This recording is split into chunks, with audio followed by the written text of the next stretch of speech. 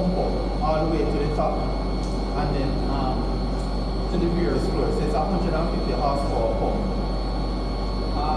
There's 6 floors, this building? Yeah, about 6 floors. Yeah. Okay. So can anybody tell me, you notice anything significant with it? It's wrapped. It's wrapped. Apart from it being wrapped, you notice anything? And there's algae. No, alright, apart from the algae. So there are 2 pumps. Right? You know why we use 2 pumps? In case one goes down, there's another one. There's a large building. So what's the In case one.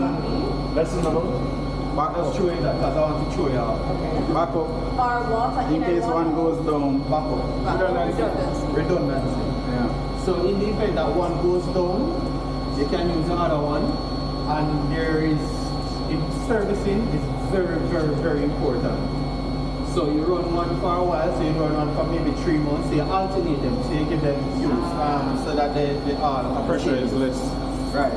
So so you can take one out of operation and service, and then while one is running, so for service, redundancy.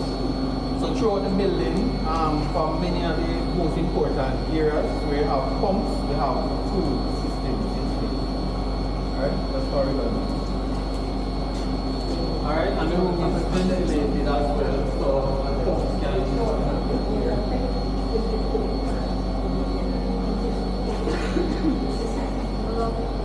block, yes. Yeah, alright, so let me say, let's say I have 0. So we count this as -1, -1.